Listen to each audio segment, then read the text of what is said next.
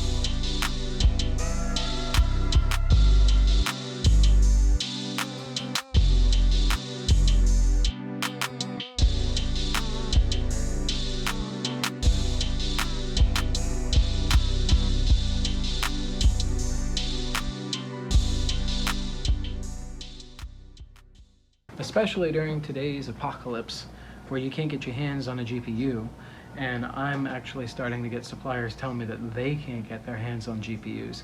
So I'm moving to the APU segment to try to fill a void, and this is it, right here.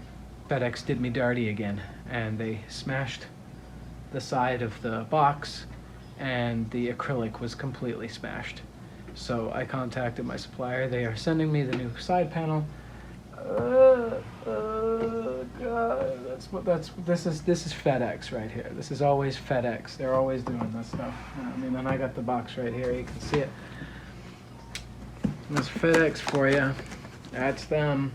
Whenever I get a shipment from FedEx for PC parts, I bite my nails because I know that somehow it's ending up like this. Ending up like that. But aside from that, it works awesome.